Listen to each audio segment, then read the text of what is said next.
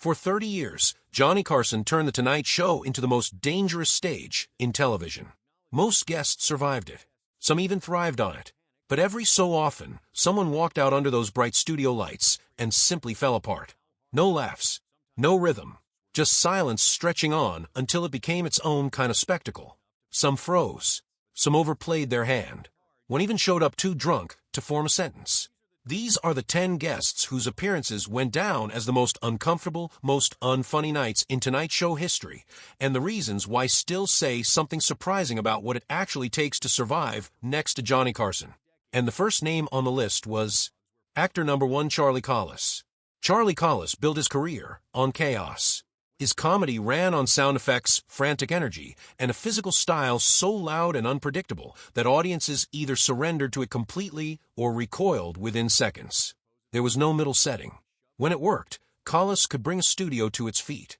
When it didn't, the room turned uncomfortable fast, and one particular night on The Tonight Show became the stuff of legend for exactly that reason. The story has been repeated for decades. A joke died completely.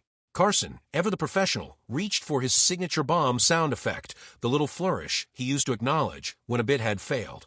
According to the legend, Collis didn't take it well.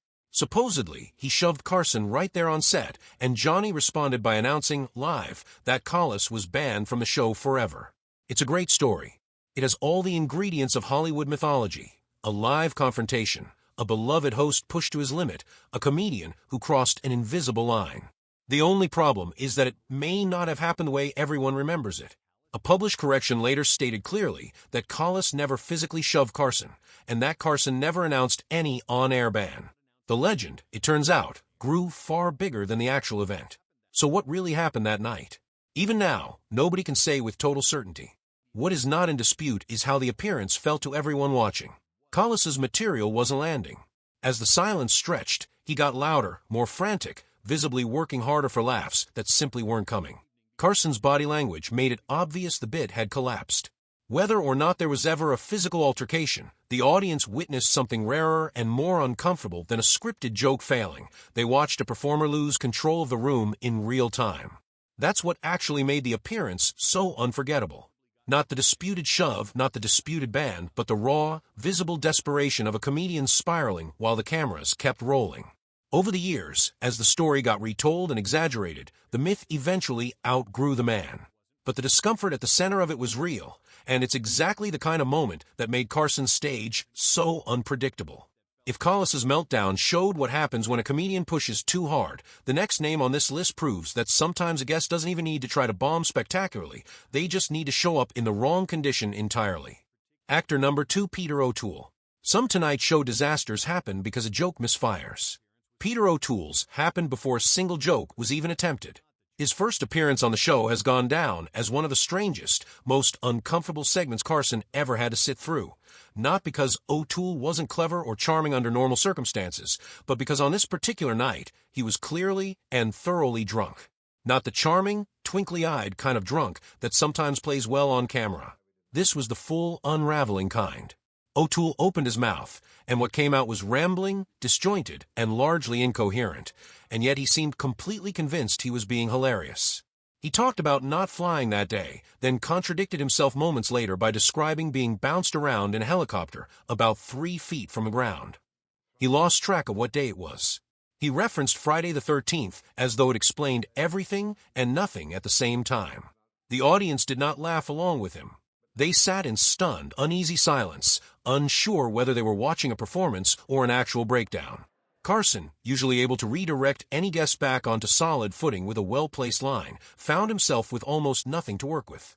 There were no coherent stories to follow up on, no punchlines to land on, just a visibly impaired actor convinced he was killing it while the studio audience quietly watched the segment fall apart in real time.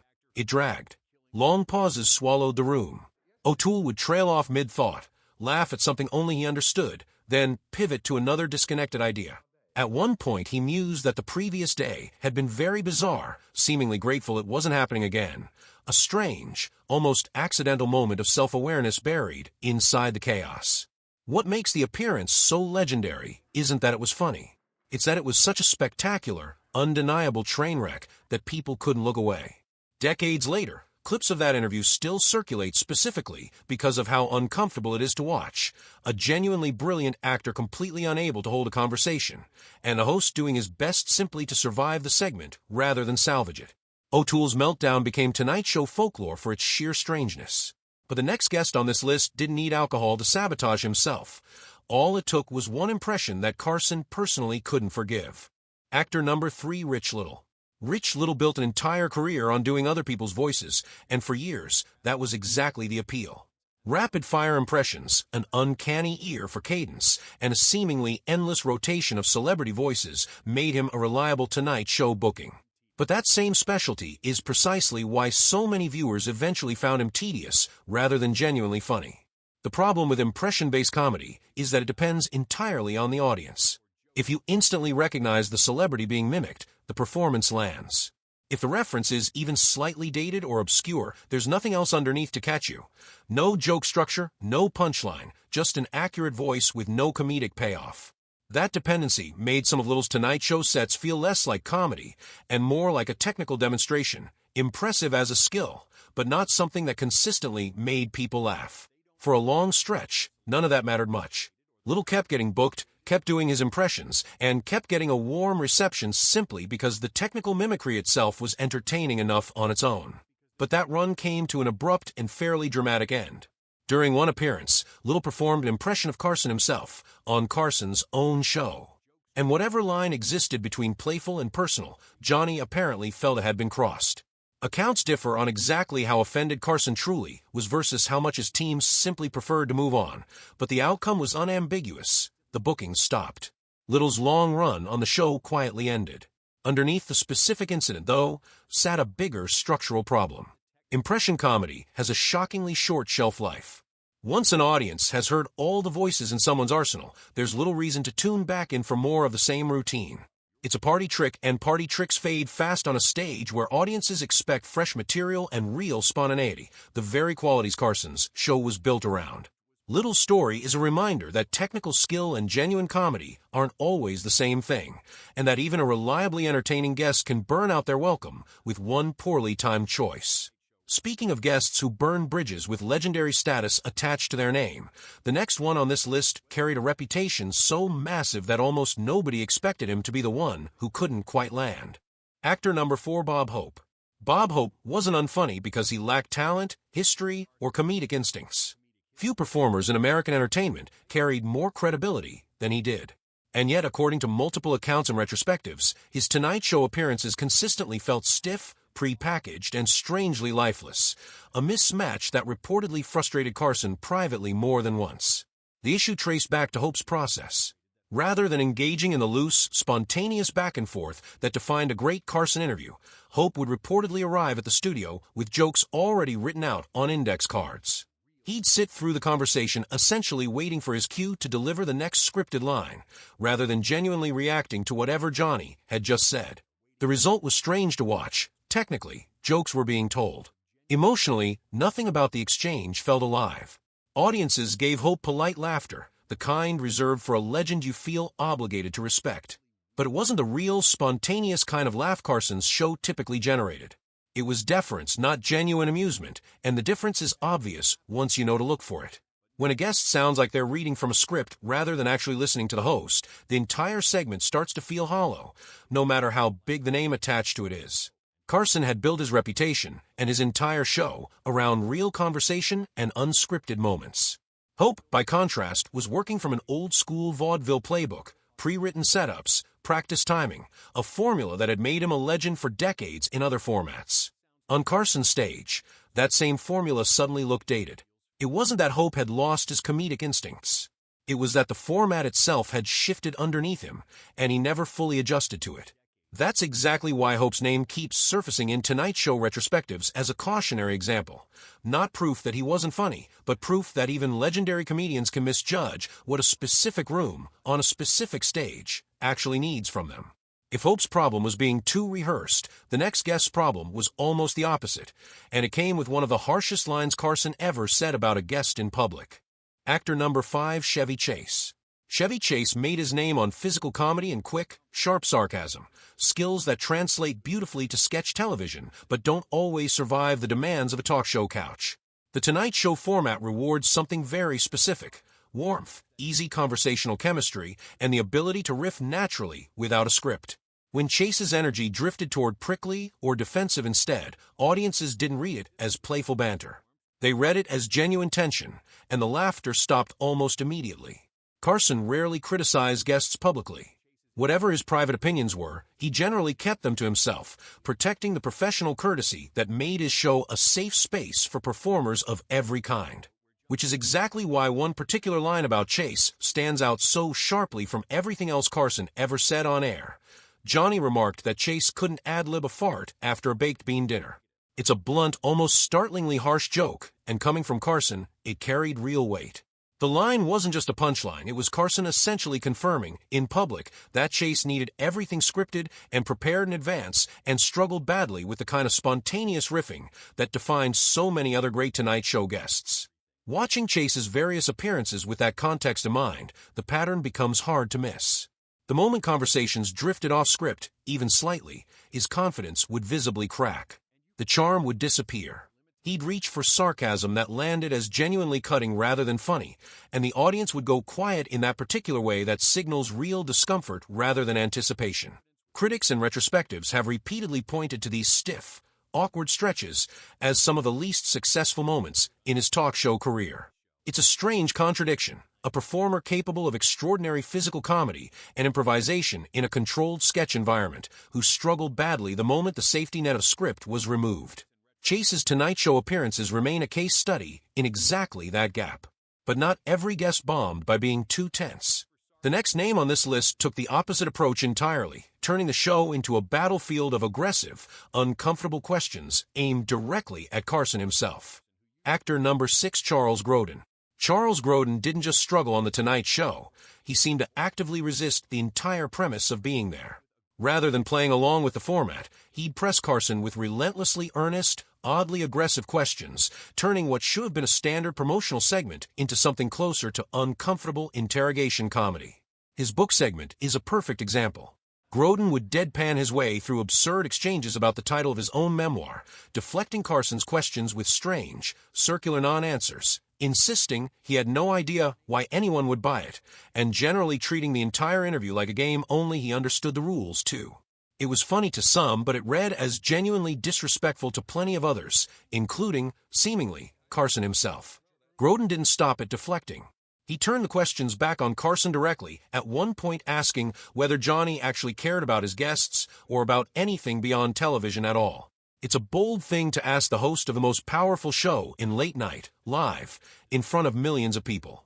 Carson played along initially, the way he did with most bits, but his patience visibly thinned as the segment dragged on. His frustration started showing through the professional composure he usually maintained without fail. The audience's reaction split. Some found the anti-comedy commitment genuinely inventive. Others sat there with confused, scattered laughter, unsure whether they were watching a bit or a genuine confrontation. NBC reportedly received angry letters from viewers who found Grodin's approach outright disrespectful rather than clever. That reaction points to something important about anti-comedy as a style. When a performer commits too hard to subverting the format, without enough of a wink to signal it's intentional, the audience stops laughing and starts feeling genuinely uneasy instead. Grodin walked that line repeatedly, and more than once, he landed on the wrong side of it. If Grodin's discomfort came from someone actively pushing against the format, the next guest's problem was almost the reverse, a performer so guarded and unwilling to engage that even one of the best comedic hosts alive couldn't pull anything out of him. Actor number 7, Lee Marvin. Don Rickles was guest hosting The Tonight Show during one of Carson's vacations in the 1970s when Lee Marvin walked out as a guest. On paper, it should have been comedy gold. Rickles had a rare gift for making almost anyone funny simply by playing off them. Instead, Marvin sat down guarded, clipped, and completely uncooperative from the very first exchange. Rickles tried everything in his arsenal. He tossed out playful lines about Marvin's upcoming vacation to Hawaii, hoping for some back-and-forth energy to build on. Marvin gave short, flat answers with almost no elaboration. When Rickles asked whether Marvin was headed there to work or relax, Marvin simply replied that he worked on a boat, offering nothing further to build on. The exchanges kept dying the same way, Rickles setting up an opening, Marvin closing it down almost immediately. At one point, Rickles referenced the strange whiplash of Marvin's career, joking about going from an Academy Award to smaller, less prestigious work practically overnight. It got a laugh from the crowd, but Marvin's own response barely registered. When Rickles asked about Marvin's new film, Prime Cut, hoping to find an engaged, chatty response, Marvin flatly noted he'd already finished promoting it a year earlier and had nothing new to add. The pattern repeated itself for the length of the segment, Rickles offering an opening, Marvin shutting it down with minimal effort, and long, uncomfortable pockets of silence filling the space in between. Marvin's tough guy screen persona, so effective in film, translated into something closer to stonewalling on a live comedy stage. His ego simply wouldn't allow him to soften or play along, and the studio audience felt every second of that resistance. It's a useful reminder that being convincingly tough on camera and being a good talk show guest require completely different skill sets. Marvin had mastered one, and had apparently never bothered to learn the other. If Marvin's segment failed because he refused to give anything at all, the next guest's material technically worked. It simply never found the right room to land in. Actor number 8, Tim Allen. Before Home Improvement made him a household name, Tim Allen spent years chasing one specific dream, doing stand-up on The Tonight Show. According to Allen himself, the goal traced back to a genuinely rough chapter of his life. He later said he first set his sights on Carson's stage while serving time after a 1978 cocaine possession conviction. Comedy, and Carson specifically, became the thing he was working toward. Breaking in wasn't easy.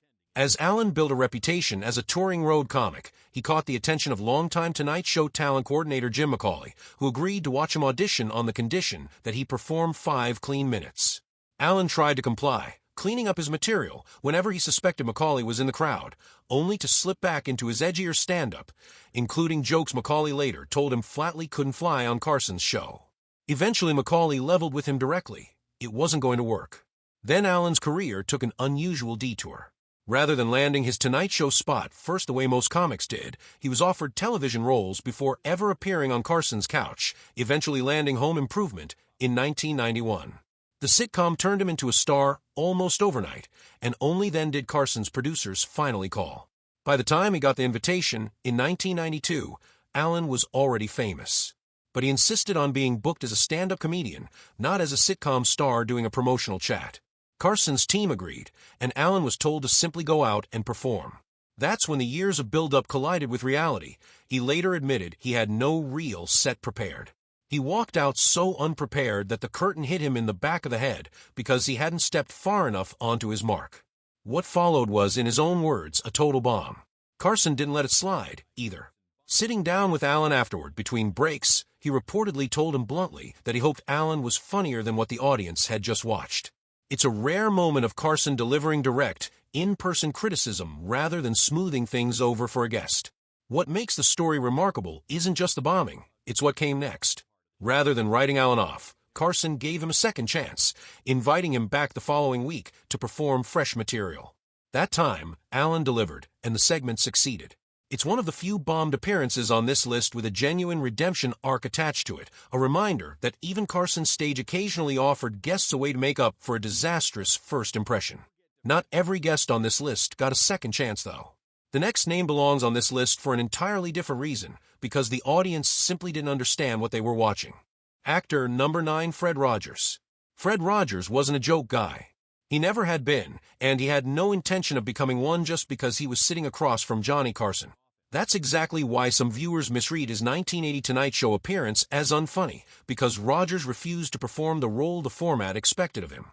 The audience initially laughed at the sheer contrast between Carson's playful, exaggerated parody energy and Rogers' calm, sincere responses. But Rogers didn't play along with the bit.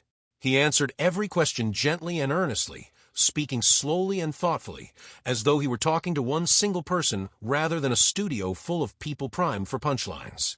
That alone broke the unwritten rhythm most Tonight Show viewers had come to expect from every guest before him. There was no competitive back and forth, no volley of jokes, no payoff laugh to release the tension building in the room. The silences ran longer than the audience was comfortable with, and you could practically feel them trying to figure out their own role in the moment. Should they laugh or simply listen? Rogers never guided them toward laughter, because entertaining them in that traditional sense was never his goal. He was there to connect, not perform. What made the moment even more unusual was Carson's own reaction. Rather than pushing harder to force a comedic rhythm, Carson visibly softened his own energy to match Rogers instead of steamrolling him with more jokes.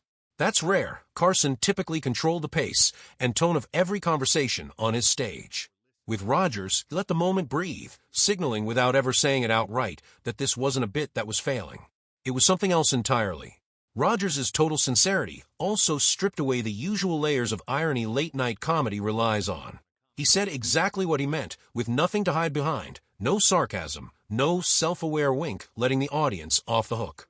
That kind of raw emotional directness can genuinely unsettle people used to a steady stream of jokes.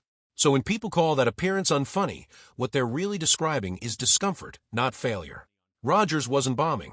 He was simply refusing to play the role the stage usually demanded, choosing kindness and sincerity in a space that rarely made room for either. If Rogers proved that not every guest is even trying to be funny, the final name on this list proves something even more surprising, that even the master of that stage wasn't immune to bombing on his own show. Actor number 10, Johnny Carson. Every comedian bombs eventually, even the ones who built entire careers on making other people's bombs land smoothly.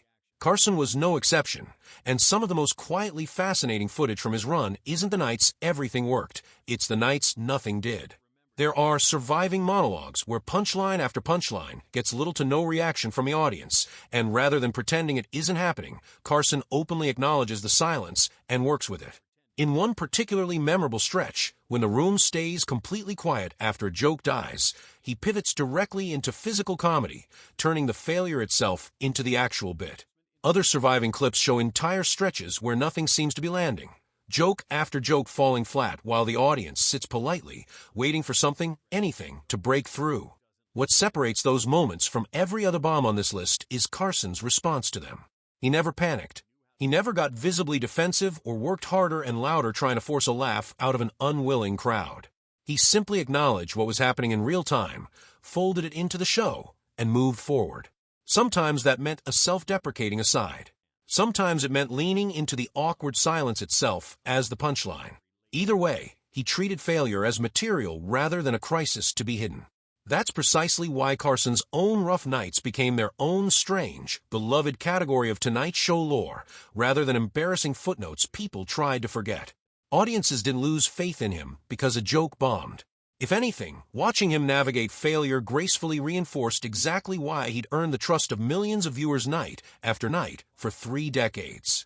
Every other guest on this list struggled, in one way or another, with the same basic challenge: what to do when the room goes quiet and nothing is working.